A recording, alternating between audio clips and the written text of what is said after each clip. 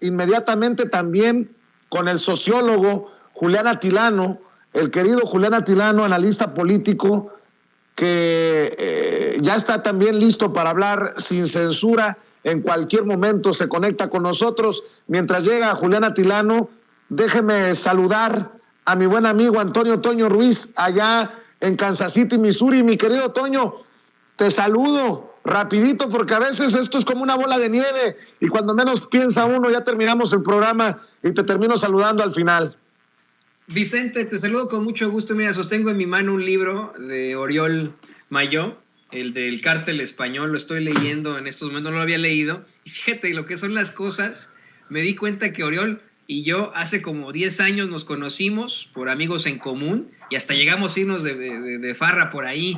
Le mando muchos saludos y nos sigue viendo por ahí. Es un gran escritor, es un gran periodista, una gran admiración para Oriol Mayó, especialmente por lo que ha descubierto, lo que ha puesto en tela de todos. Cómo es que, en efecto, así es, tuvimos en México un cártel de empresas que solamente pues obtenían el apoyo de sus gobiernos, aunque fueran de izquierda en España, como de los gobiernos mexicanos. Te saludo con mucho gusto, Vicente. Muchas gracias, Toño. Déjame saludar también al querido Julián Atilano, que ya está listo para hablar sin censura. Julián, muy buenos días, ¿cómo te va? Vicente, muy buenos días, muy bien, pues muchos temas, el fin de semana estuvo candente y un saludo a ti y a esta agradable familia de Sin Censura. Oye, Julián, pues el presidente hoy dice que qué bueno, que muchos se quitaron las máscaras para decir todos somos Loret.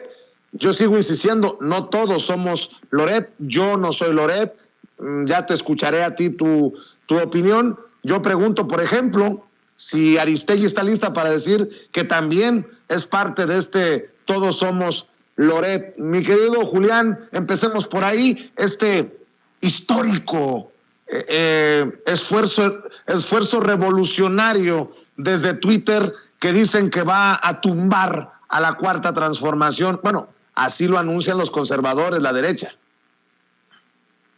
Incluso, Vicente, dicen que el space, es decir, esta reunión que hubo en Twitter de opositores, dicen que es el momento fundacional de pues la caída de la 4T y de la consolidación de la oposición, pero pues cada 2 meses, 3 meses estamos viendo momentos fundacionales y simplemente no llegan a ningún lado. Lo que vimos con esa reunión en Twitter, pues son varias cosas que quisiera comentar, Vicente. En primer lugar, que las personas que estuvieron ahí presentes, no todas son opositores al gobierno. Mucha gente se metió por el chisme.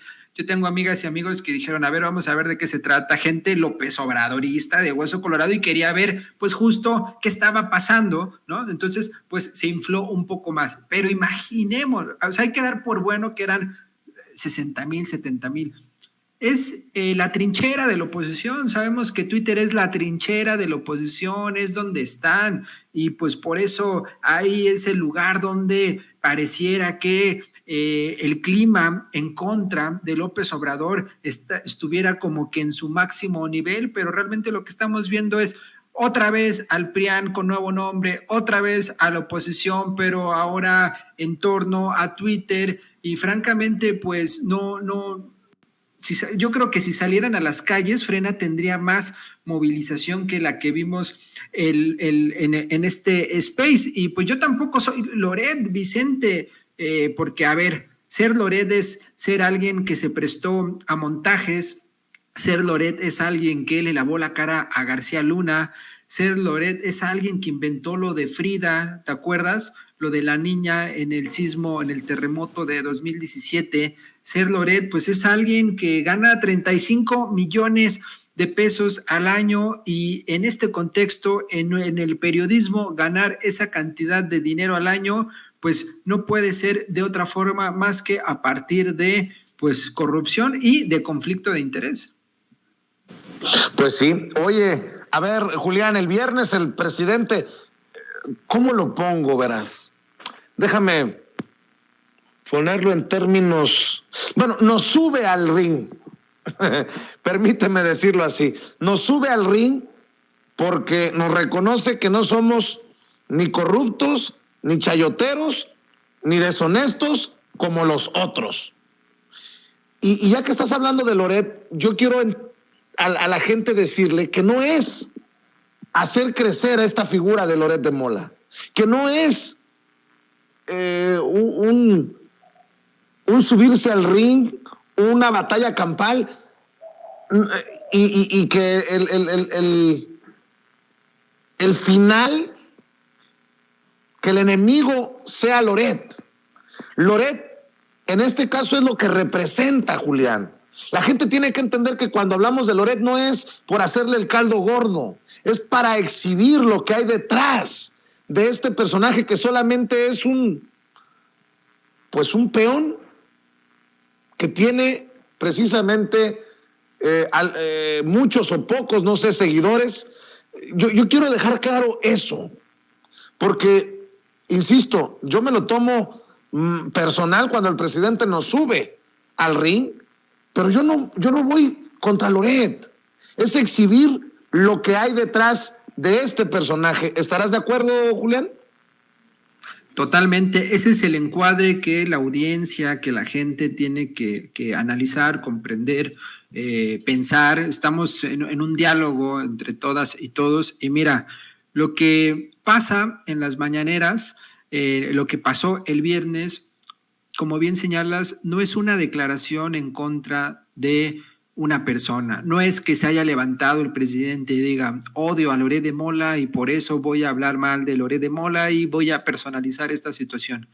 Loret de Mola es el vocero y es parte, pero principalmente es el vocero de la oposición, es el vocero de este grupo de personas que perdieron privilegios, es el aliado de Claudio X González, es el aliado de la familia de Roberto Madrazo, quien está pagando el sitio y todo este proyecto de Latinus. También es el aliado y vocero de los intereses de Silvano Aureoles. Recordemos que se ha documentado que el exgobernador, narcogobernador, diría yo, de Michoacán, gobernador Silvano Aureoles, también le ha entrado con dinero al proyecto de Latinus. El gobernador Cabeza de Vaca, otro ligado al narco, yo creo que aquí ya hay un patrón, también se ha documentado que ha financiado el proyecto, y entonces pensemos esto como una disputa política.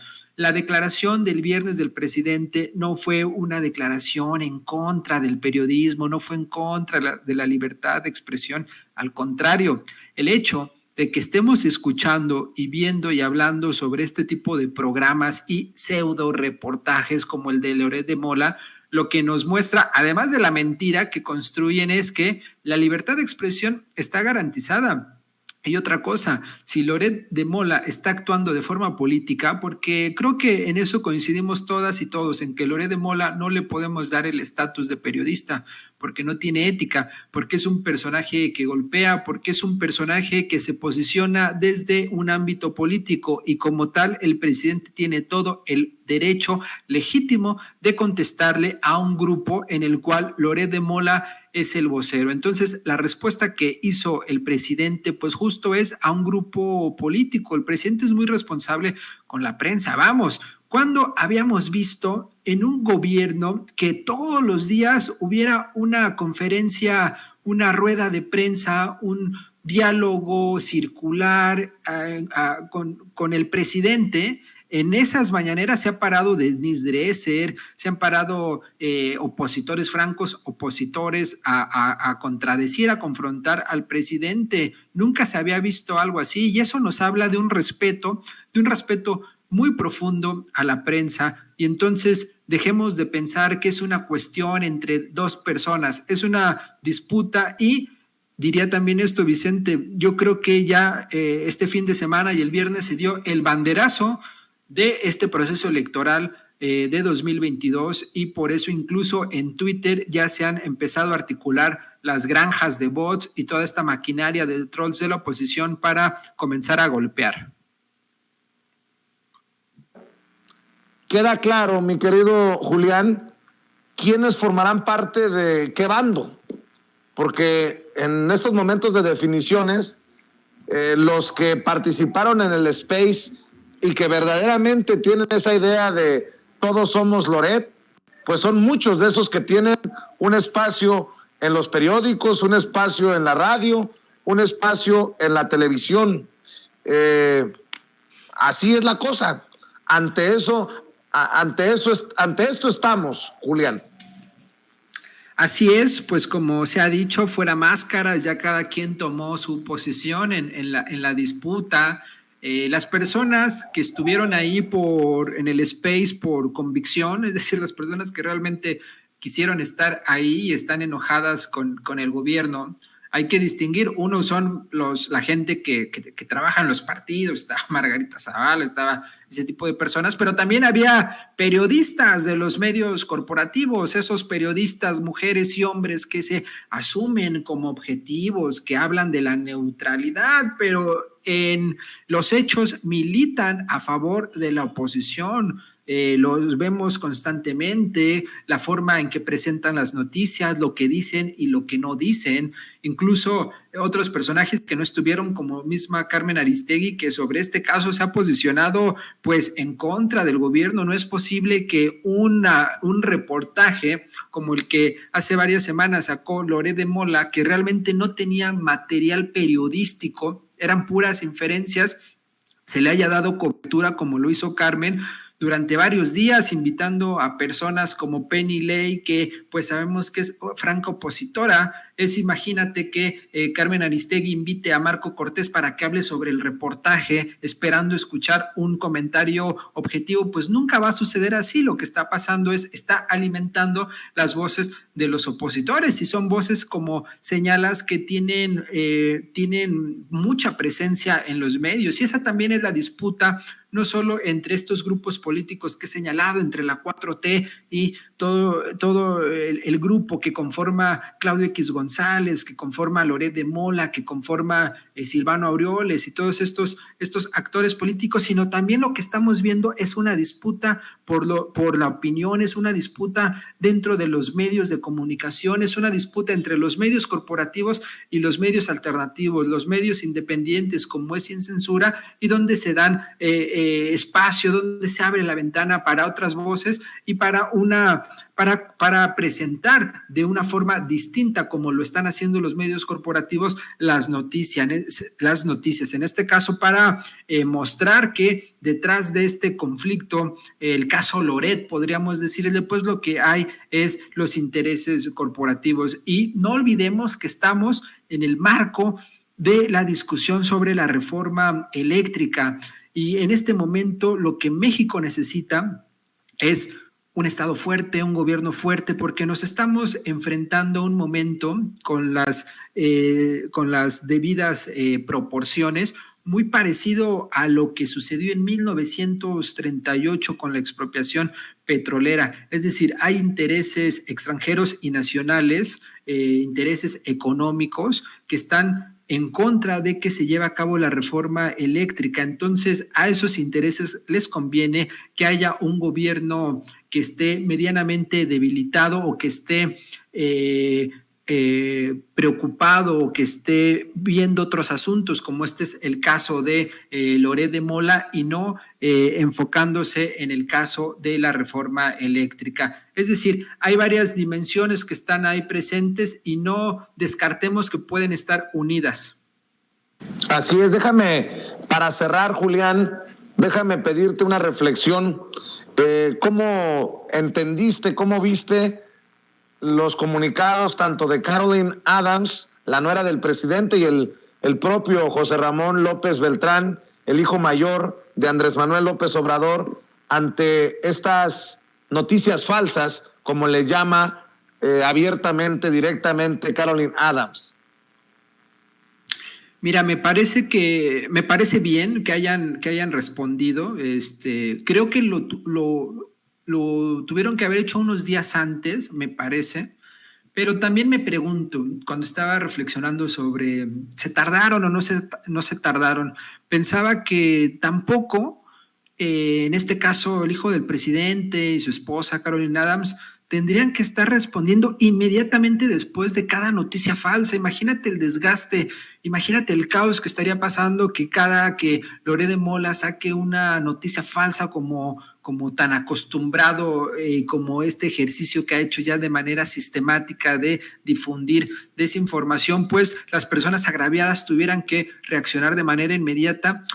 No sería buena idea, incluso estaría alimentando, pero bueno, pasaron varios días, ya está la respuesta. Me parece que la respuesta, ya analizando la detalle, es buena. La de José Ramón, pues simplemente dice: yo trabajo aquí, estoy haciendo esto, esta es mi actividad. En cambio, la de Caroline Adams, pues sí, ahondó un poco más, y me parece que con esos pantallazos del chat es muy claro que no hay un conflicto de intereses en este sentido, Vicente. No sé en tu caso, no sé en el caso de la audiencia, pero me pongo de ejemplo. Yo tampoco sé, yo rento en mi departamento y no sé quién es el dueño, la dueña. Hay una intermediación, está ahí la arrendadora, nunca he visto a la dueña, y así hay muchos casos, principalmente en ciudades urbanas o en casos como Estados Unidos. Entonces es de lo más normal y natural que suceda esto, y yo creo que está muy claro que pues no hay materia, nunca la hubo, Vicente, con la respuesta que vimos el día de ayer de José Ramón y Caroline Adams. Pues vemos que se comprueba que definitivamente desde el principio nunca había materia periodística, y es una respuesta a la presión que hubo en los medios corporativos, en Carmen Aristegui, que no se cansó de estar hablando y rumiando sobre la misma nota cuando nunca hubo materia. Entonces, en suma, me parece que fue certera la respuesta, y tal vez hubiera sido mejor un par de días antes. Mi querido Julián Atilano, como siempre, es un placer saludarte. ¿Por qué no cerramos invitando a la gente para que te siga en Twitter? Y nos vemos, ya sabes, aquí en otra mesa de diálogo, en otra oportunidad para seguir hablando de los temas importantes. Un gran abrazo, Vicente. Pues ya los temas están muy candentes. Un saludo a la familia de Sin Censura, y me pueden seguir en @Julián Atilano en Twitter. Claro que sí. Te mando un abrazo, Julián. Estamos al pendiente. Otro abrazo. Cuídate. Julián Atilano, sociólogo, miembro de esta familia Sin Censura, con su análisis político de los temas coyunturales. Déjeme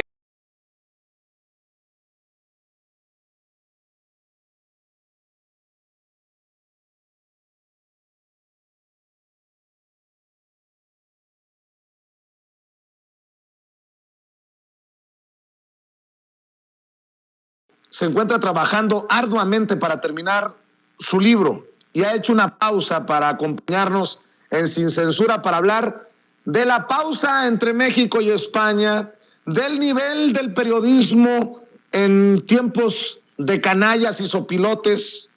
En fin, te agradezco mucho, querido Oriol Mayó, que nos acompañes aquí en Sin Censura. Te mando un abrazo. Igualmente, te lo mando a ti. ¿Cómo estamos?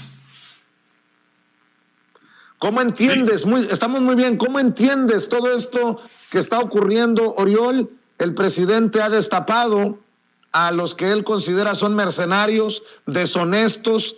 Se lleva, si me permiten la expresión, se lleva entre las patas, como decimos en el pueblo, a Carlos Loret de Mola, a Carmen Aristegui, a María Amparo Casar, a Claudio X González. Los pone a todos en el mismo costal, y bueno, pues la reacción no se ha hecho esperar, con esfuerzos digitales que muchos ven revolucionarios para gritar a los cuatro vientos: todos somos Loret. Bueno, debo de decirlo aquí claramente: yo no soy Loret. Por favor, no mientan, no todos somos Loret. Oriol Mayó, te escucho. Bueno, obviamente creo que pues Loret, pues los que haya, pero no creo que la mayoría de gente que hemos estado en el periodismo, en el ensayo, en la investigación y el análisis, francamente, en ningún momento de nuestras vidas se nos hubiera ocurrido, digamos, ser Loret. Al revés. Si ya fuéramos como Loret, pues francamente ya mejor ni estamos en medios, nos dedicamos a la buena vida, ¿no? Dicho esto, a ver, es importante quizá. A veces decían, y es un punto de vista interesante, que ¿por qué Loret? ¿Por qué agarrar a Loret y convertirlo, digamos, en no?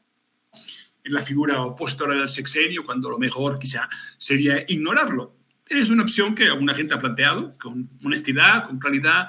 ¿Cuál es el problema? Loret no es un personaje en sí mismo, digamos, apartado, que vive en su burbuja o en su blog, digamos, 2.0. No, francamente, la organización que ha montado, Latinus, digamos, con todo el apoyo de hijos de madrazo, de farmacéuticas, de dinero negro de todo tipo, digamos, lo ha convertido en el portavoz de la reacción y de un sistema, digamos, que se dedica al golpeteo absoluto en una conexión ya directa, ni siquiera escondida, con Mexicanos contra la Corrupción, y dedicada francamente y completamente a una agenda política, digamos, que su máximo objetivo, fundamental objetivo, es que en 2024 no pueda seguir un proceso de transformación. Esa es la idea. Por tanto, es un medio de propaganda, un medio, obviamente, hay que ser claros en ese sentido, digamos, todo periodismo tiene una línea, hay que ser claros en esto, una agenda también, pero en ese caso, digamos, una agenda mezclada completamente con empresas, con intereses directos y absolutos, cuyo objetivo, obviamente, está muy claro y para la cual se vale todo. Obviamente, Loret ni siquiera en sí mismo hace reportajes, los manda,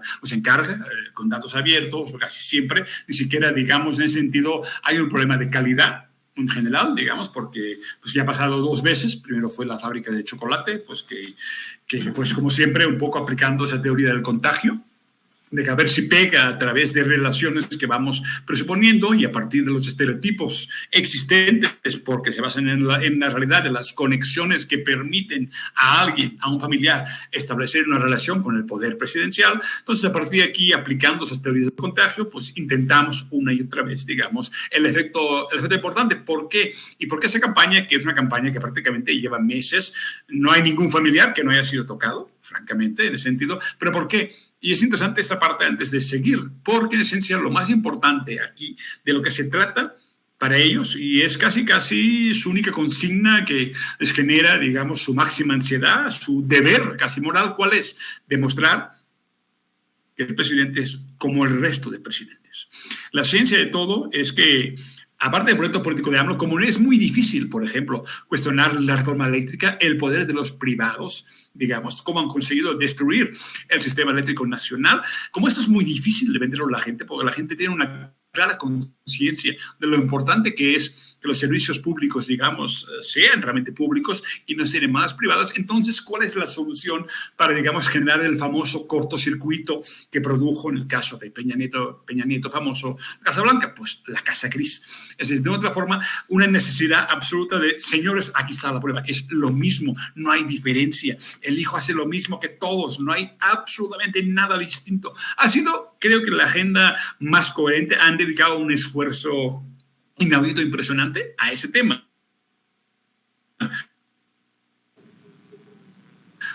Obviamente, creo que sigue faltando todo el aparato de verdad que conecta las cosas, la documentación, toda esa retila de documentos que permitió, en el caso de la Casa Blanca, tener, obviamente, incluso por fuentes abiertas y otras que no están abiertas, permitió realmente que fuera imposible contestar, digamos, el famoso reportaje en el caso de Aristegui. Lo que sucedió al final del día es que, pues, también Aristegui, como portal, como medio, acaba aceptando, digamos, los refritos que llegan de otras partes y asumiendo una línea editorial que ni siquiera era la suya y acaba convirtiéndose de forma directa o indirecta en un todos somos Loret. Acabas desmintiendo la niña fantasmal inexistente y al cabo de unos años acabas aceptando, digamos, reportajes y líneas editoriales que acaban cuestionando tu propia línea. Entonces, yo creo que la clave primera es entender esto.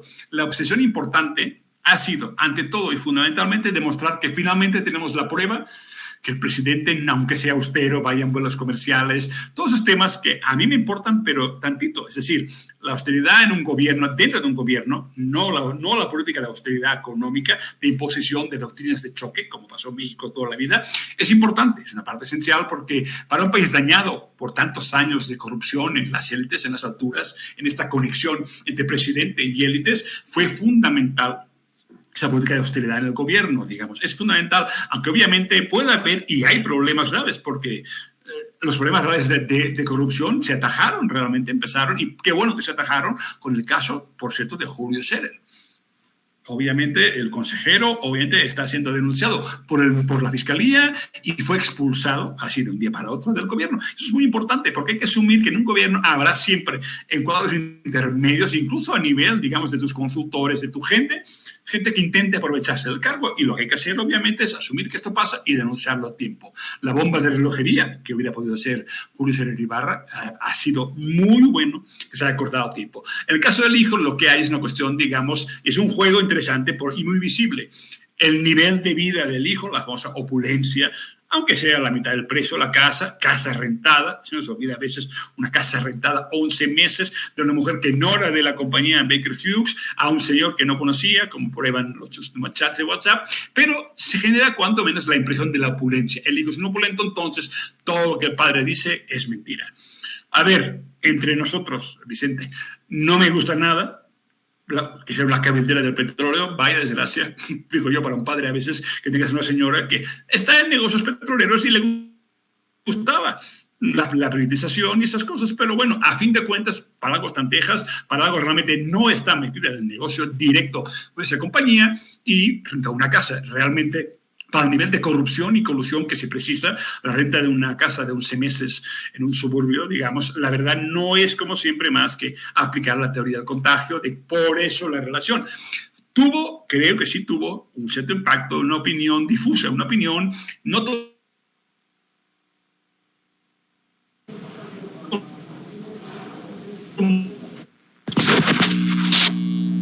Bueno, creo que estamos, Perdón. Teniendo problemas con la conexión, Oriol. ¿Se me oye o no? Perdón. Ahí sí. ¿Ya? Ok. Bueno, perdón. Entonces, bueno, si quieren ya seguimos, Vicente, porque hay muchos temas que hay que tocar, porque son unas semanas decisivas. Conviene un revocatorio, viene una discusión de la reforma eléctrica, entonces creo que hay muchos temas que dependen en gran parte de la discusión, incluso el tema de la pausa, que si quieres hablamos ahora, el tema de España-México. Claro que sí. Dice, y creo que dice bien Juan Carlos Monedero, profesor de la Complutense de Madrid. ¿Y qué tal si López Obrador tiene razón con esto que exhibe en relación a México y España, y la pausa, que no es rompimiento, que no es otra cosa más que decirles, México ya no es tierra de conquista? ¿Cómo viste esta situación y la reacción allá precisamente en el viejo continente? Bueno, yo creo que en ese sentido hay una coherencia ya muy vieja. Esa frase te ha repetido muchas veces en varias mañaneras. Hay una línea muy clara, discursiva y de acciones digamos, de por qué. Cuando hablamos de la pausa, eso de la pausa que generó casi un debate esotérico del concepto, pausa, yo entiendo simplemente pausa significa algo tan claro como no seguir permitiendo justamente ese sentido de tierra de conquista. Eso significa cosas prácticas. Por ejemplo, la final, digamos, la no renovación del contrato de Iberdrola en Dulces Nombres, en la central de ciclo combinado de gas y pesquería, que acabó desde enero, termina, entonces CFE toma el control de algo que nunca debió haber pasado. Un contrato de 20 años, digamos, surtiendo energía obligatoriamente a un precio muy alto que tenía que comprar la CFE para una central que no era de su propiedad y donde encima se aprovechaba para venta, digamos, bajo mano de energía al sector industrial de toda la zona metropolitana de Monterrey y con esquemas de autoabasto, el autoabasto simulado más lo que se vendía y que podía provocar una multa de la Comisión Reguladora de Energía. Esa es la realidad de qué pasaba. El tema de las empresas españolas, el por qué fue tan importante, generó tanta antipatía, tanta rabia en este país y en toda América Latina, es porque las empresas españolas tomaron el control de servicios públicos privatizados. En gran parte, lo más importante es que obviamente el caso de Iberdrola llegó a México porque alguien fue desmantelando, digamos, la Comisión Federal de Electricidad, porque hubo un cambio en la ley del sector eléctrico en el año 92 con Salinas que permitió camuflar o entrar el tema de que hubiera generación privada, lo cual desde los 70 estaba prohibido en México. Ese es el gran problema, la clave de ese sentimiento y por qué hablar de tierra de conquista, el papel de los hoteleros españoles de Meliá, de Riu, de Barceló, convirtiéndose en virreyes casi, por encima de los gobernadores. Esos temas son lo importante, el tema de Repsol, con el gas que intentaron colar la operación desde Camisea a Perú, que fracasó por el cambio en el mercado del gas mundial, cuando Texas empezó el fracking y de golpe se hizo más barato importar de Texas que importar de Perú, obviamente. Entonces, todo esto es una vieja historia conocida por todos. El hecho 1000 veces mencionado de cuánta gente de CFE, voló en vuelos pagados por Iberdrola. Obviamente, cuánta gente acabó en sus consejos de administración en Estados Unidos o en España. Esa constante puerta giratoria, que permitía, yo te arreglo el negocio, es el sector público. Finalmente, todo esto es un sector regulado o que fue privatizado o de facto. Porque obviamente, a fin de cuentas, en el caso de la CFE, cuando hay generadores privados que están proveyendo casi más de la mitad de la energía, es un proceso de facto de privatización. Entonces, es lo que produjo la reacción. Obviamente, también se vio en temas como la banca. Recordemos cuando la compra, cuando se compra Bancomer, que fue el banco más importante de México, un tiempo nacionalizado, fue un tiempo eficiente, por cierto, mejor hubiera seguido nacionalizado la banca, no era mala idea, pero cuando la compró Emilio Ibarra, casi le exigió a Fox. Hubo un momento que, no sé si recuerdan, que Roberto Hernández intentó una operación también de compra y casi Emilio Ibarra, el presidente de BBVA, le exigió a Fox que por favor le vigilara al changarrito y que hiciera lo que le prometió. Entonces, de otra forma, esa sensación permanente. El cambio fue radical. Hasta los 90 no existía esta conciencia porque no existían empresas o multinacionales españolas bancadas por sus gobiernos para quedarse con sectores esenciales de la economía de México. Esa es la clave de la explicación y la coherencia en el tema de Iberdrola.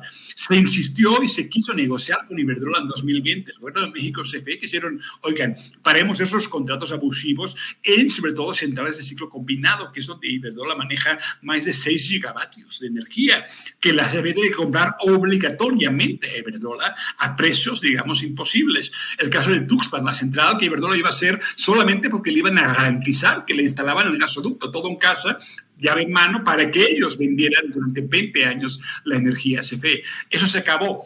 Pero se intentó negociar y la actitud de Iberdrola, a derecha de otras empresas, recordemos los gasoductos, que acabaron negociando cuando CFE sí puso una demanda internacional de arbitraje. Ahí entonces negociaron. Pero Iberdrola no. Iberdrola sabe, por cierto, tiene una estructura de corrupción muy bien armada, lleva mucho tiempo en México, de que los jueces de circuito te amparan y por tanto llegamos al punto que el gobierno no tuvo más remedio que llegar a la reforma constitucional, porque se fue parando el programa de confiabilidad, se fue parando la ley de la industria eléctrica. Al fin de cuentas, vamos a la reforma y ahora es cuando las cámaras empresariales dicen, hoy vamos a negociar porque, sí, estamos pagando muy poquito. El portero verde es una ridiculez, hacemos lo que queremos con el autoabastecimiento, pero se tuvo que llegar a la reforma porque literalmente esa gente no negocia.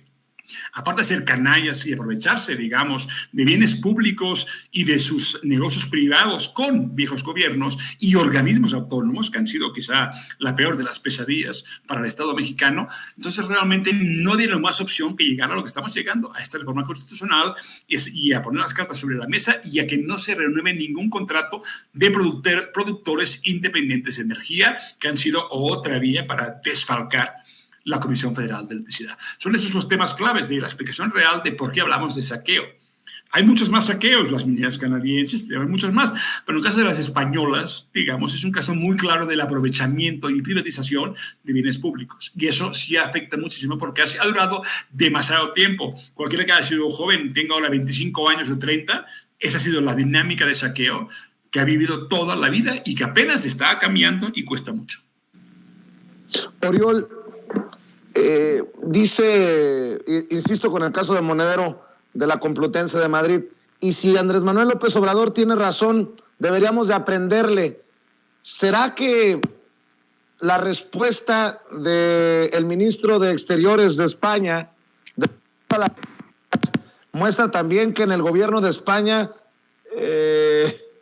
están defendiendo a los impresentables contra el pueblo? ¿O cómo lo entiendes tú? Porque escucho estas voces que dicen deberíamos de aprenderle a un López Obrador que dice hasta aquí.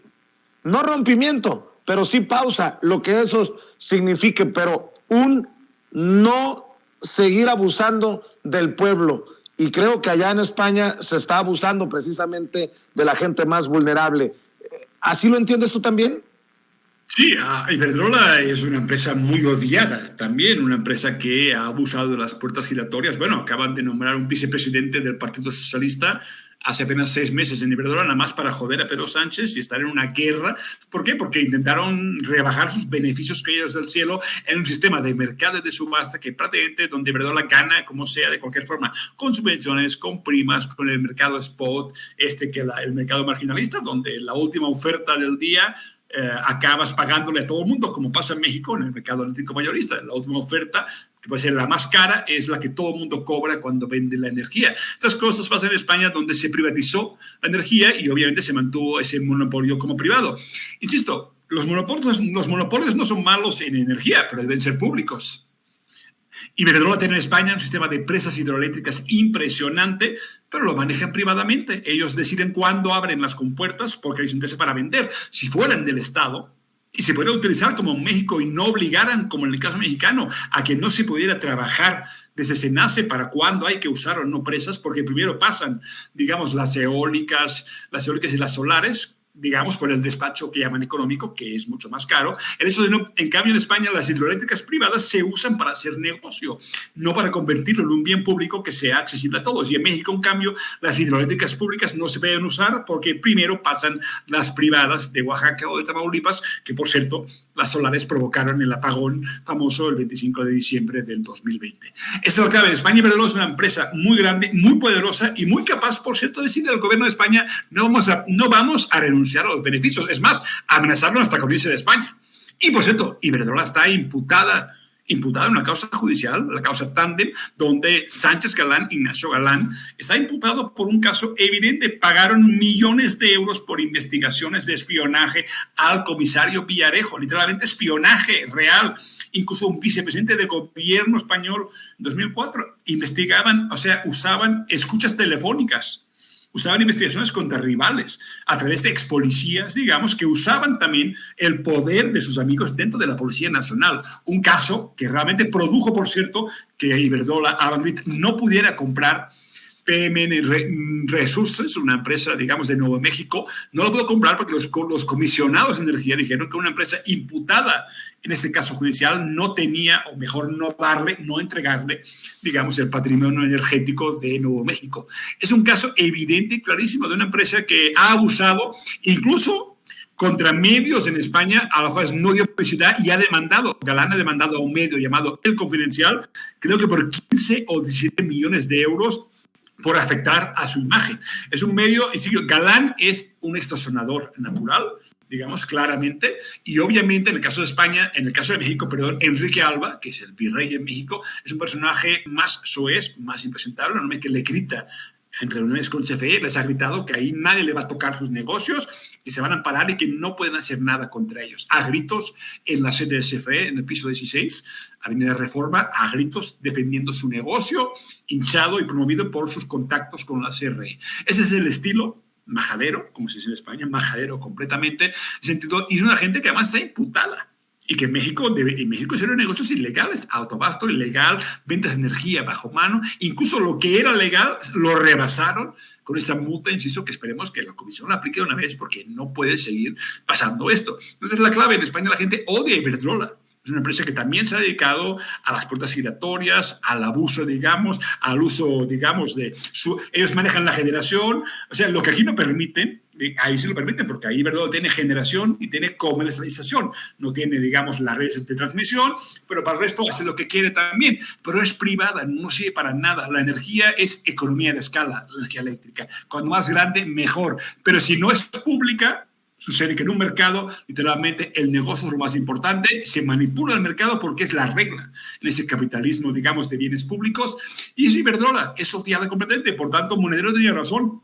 Mucha gente ya está pensando, porque ha llegado el tema a España. Y aunque los medios, menos el Confidencial, los paga Iberdrola y por tanto la voz del amo es intocable, en general la gente empieza a ver, oye, pues la verdad es que ¿para qué quieren Iberdrola? En México, Iberdrola México no tiene nada, solo te vende las turbinas de gas para los negocios, la solar, la eólica, unos campos que hay en Oaxaca, pero no vende nada, no está dando nada más que operaciones comerciales para tener negocios que le permitan una subvención permanente del Estado mexicano. Ese es su negocio, no hay otro. No está creando ni ingeniería, nada importante, no está dando ningún beneficio a este país, más que un saqueo realizado por más de 20 años. Entonces, realmente, lo que hacen en España, con la diferencia que en España, si pudiéramos algún día nacionalizar Iberdrola, sería maravilloso, porque tienen gigabaterías, presas hidroeléctricas, nucleares, y la verdad, si estuviera al servicio del pueblo, qué maravilla, pero no es así.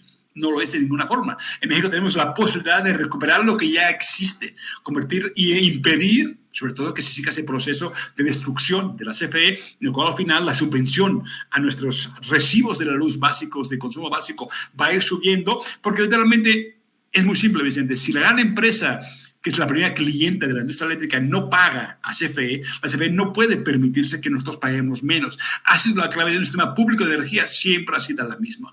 Los grandes consumidores, con una factura un poco más alta y por su gran consumo, permiten, en una empresa pública que no se basa en la pura rentabilidad, permiten que el resto de consumidores tengamos un derecho a una energía barata y decente para todo el mundo. Si no, las facturas, el recibo se va convirtiendo en algo imposible. Esa es la idea, por cierto, de los energéticos en México, que la gasolina, digamos, el diésel, la energía eléctrica sean lo más baratas posibles y accesibles. Esa es la gran promesa socialista, claramente, del siglo XX. Se hizo en Canadá hace más de 100 años, se hizo en Noruega, se hizo en Francia, también en México. Mantener esa promesa es la clave para que realmente tengamos una energía accesible y no acabemos devorados por el recibo de la luz.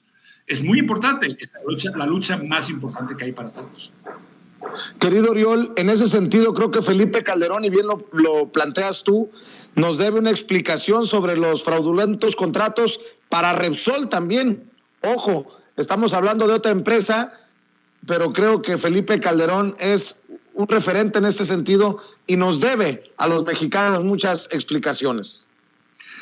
Sin duda, para empezar, debe explicaciones el porteo verde, el porteo estampilla, esto que permitió que las energías solar y eólica pagara una miseria por la transmisión en CFE, de las líneas de alta y media tensión. Eso fue justamente una propuesta que llegó de un empresario español, Esteban Borrás, de Acciona Renovables, que llegó a México en 2009 y habló con Calderón y con Georgina para, oigan, negociemos esto. En 9 meses después, la Comisión de Energía instaló el porteo verde, que prácticamente convertía en regalado la transmisión. O sea, el Estado le regaló a los campos eólicos y solares de Oaxaca y Tamaulipas, le regaló prácticamente la transmisión remota. Imaginen lo caro que es transmitir desde Oaxaca pues, al centro de México, de Tamaulipas, a las zonas industriales de Puebla, por ejemplo. Eso prácticamente no se pagó. Durante muchos años fue, digamos, una barra libre completa a través de, llega un empresario español, Alon Calderón, y después Georgina Kessel, obviamente termina en Iberdrola. Pero es la clave. Prácticamente ese gobierno, los gobiernos anteriores organizaron el saqueo, promovieron. Cuando hablamos de la Comisión Reguladora de Energía o de Barnés de Castro, bueno, esta gente no eran reguladores, eran gente de esas empresas, trabajaban para ellos al punto que daban permisos sin saber dónde iban a conectar. Balcanizaron la red eléctrica, insisto, en Tamaulipas, la línea que cayó, había más de 15 centrales conectadas y una central haciendo pruebas sin avisar a SENACE, lo cual produjo un efecto dominó en la red y terminamos todos sin luz en diciembre en México durante 2, 3 o 4 horas, todo el país. Esa es la clave. Esa gente no quiere pagar la transmisión. Y segunda, ellos no van a pagar la modernización de la red eléctrica. ¿Cuánto cuesta para manejar la intermitencia de las renovables? Hay que pagarla. Ellos no quieren pagar nada. Ni siquiera hacen aerogeneradores en México, los importan con dumping, igual que hacen en Estados Unidos, que las importaban, hasta que hubo una multa para Iberdrola, por Avangrid, por importar torres y no hacer ninguna parte de las góndolas, nada hicieron en Estados Unidos. En México no hacen nada de nada. Lo único negocio es conseguir terrenos muy, muy baratos a precios que no pagan en Europa, a ejidatarios, a campesinos, casi siempre engañados, digamos, con tratos que nunca se cumplen. Y, a fin de cuentas, no están haciendo nada. No hay una industria renovable seria. Aquí nada más el único negocio es la subvención y el apoyo del Estado. No hay otro negocio, no hay nada, ninguna transición energética, ningún proyecto real que no sea el habitual de, digamos, de mamar del Estado, decirlo de una forma poco fea, pero así funciona este negocio. Entonces, realmente, así ha pasado siempre. Cuando no empieza a pasar es cuando llega la indignación y cuando, por cierto, empieza a haber mucho dinero para campañas. Obviamente hay asesores, consultores, hay una línea permanente de medios impresionante una y otra vez, pero como no funciona del todo, porque realmente siempre estamos acostumbrados a que la energía sea pública, oiga, desde Pemex, por favor, es lo normal, es lo que tiene que ser. Y sabemos que en realidad, porque ya vimos qué pasó cuando tuvimos reforma energética, recuerda, la gasolina sería barata, pues no, fue lo contrario. Ha pasado siempre, toda reforma energética termina con procesos de privatización y todo aumenta de precio en todo el mundo. No hay de otra. Es una regla que Kazajstán, lo vimos apenas en enero, pasó en 2017 en México, cada vez que deciden que para salvar el planeta, por cierto, hay que aumentar precios energéticos, ¿no? A la mentira, no salvan nada, digamos, pero lo que consiguen es rebeliones y motines en todas partes. Un gobierno que intente por primera vez defender la soberanía energética le va a costar muchísimo porque, insisto, no solamente es la gran empresa, hay medios, hay una conexión natural entre los corporativos y los grupos de medios iniciados para el debate político, más la sociedad civil que se encarga de, digamos, de divulgar y hacer creíbles esas estrategias de privatización. Ahí, obviamente, por eso Mexicanos contra la Corrupción y Latinos funcionan como un organismo casi unificado, sin ninguna diferencia. Por eso también las embajadas basculan entre, como Estados Unidos, ¿no? Entre que un día dicen una cosa, un día la otra, porque también hay una presión muy grande de cabilderos. No solo cabildea España, también cabildea Texas. Obviamente que el gas y el gasoducto son un costo altísimo para Pemex y para CFE. Hay muchos temas ahí. Cuando un gobierno decide que no quiere seguir por este camino, la consecuencia suele ser una campaña tan fuerte de medios, tan intensa, que uno acaba prácticamente colapsado, la impresión que no se puede aguantar. Ahí sí que es un partido de fútbol, ya no de fútbol, esto es básquetbol. Cada minuto estás viviendo una tensión tremenda porque se juega con todo. Y obviamente, donde hay poder y hay dinero, hay un sistema muy funcional que lleva 40 años. Este gobierno apenas en 2018 es mucho más endeble, hay movimiento, hay gente, pero la gente que trabaja y cobra cada día es la oposición. El dinero que se mueve, no solo en latinos, en las organizaciones de la sociedad civil, es impresionante. ¿Por qué? Y universidades también. O sea, en realidad todo ese mundo está organizado hace muchos años, muchas décadas ya. Entonces, realmente el gobierno depende casi siempre de una sola persona, que es el presidente. Por eso es tan importante entender que hay que darle la continuidad desde abajo. Ahí es donde pienso siempre en Alina Duarte, que nos cuenta siempre lo mismo. Si desde abajo no hay gente, no hay organización, no funciona realmente un movimiento que vaya más allá de apoyar a un presidente, es muy difícil luego sostener contra una gente muy organizada que tiene el poder fáctico de hace muchos años. Es la clave para que se sostengan más allá, incluso del sexenio, y unas políticas puedan durar un poco más, puedan ir más allá de lo que pudo hacer, lo que se hizo o no se hizo en tiempo Obrador. Es importante en el educatorio demostrar que ahí está la gente, pero también salir más allá de las grillas, porque también en la mitad de grilla, en la 4T y en Twitter es terrible el nivel de la grilla interna. La 4T ha sido ya patético, el nivel de casi de reyerta terrible que está viendo, mientras realmente afuera hay gente muy organizada, muy seria, que está por recuperar el poder completamente.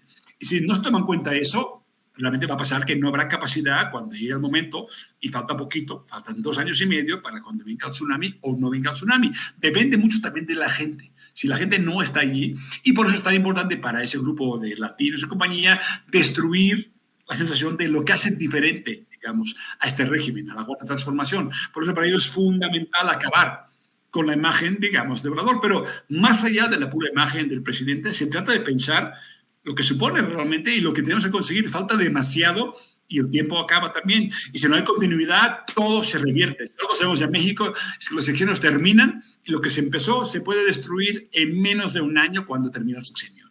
Es un problema de la no reelección también, pero así pasa y hay que entender. Y qué bueno que casos como estos nos permiten entender un juego, a decirlo en plata, muy cabrón, muy delicado, donde nos jugamos mucho más que defender al presidente. Hay una obra, hay una idea detrás de eso, del cual todos dependemos, porque realmente las pensiones, el bienestar, el sindicalismo, muchas cosas dependen realmente que haya una continuidad. Si no la hay, y desde abajo.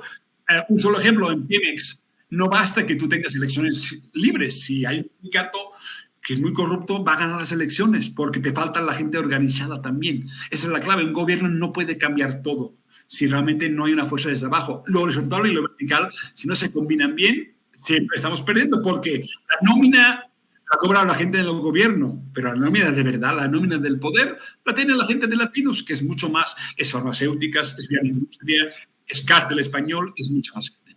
Pensar esto nos permite entender que el caso de esta semana, estos meses, significa realmente la sensación de que si no trabajamos juntos y nos dedicamos a esta guerra civil tuitera, que es la más insoportable y terrible, que está generando graves problemas en la cuarta T, realmente tenemos problemas. Hay que pensar más allá, digamos, y pensar que nos jugamos mucho más que la defensa de un presidente. Hay una idea, por eso se apoya un presidente, no porque nos guste, sea bonito, sea feo y sea distinto. A mí no me preocupa solamente que vaya en vuelos comerciales, sino que haya un estado del bienestar o que el IMSS realmente empiece a federalizar, realmente tengamos el sistema de salud público y universal que sigue pendiente en México.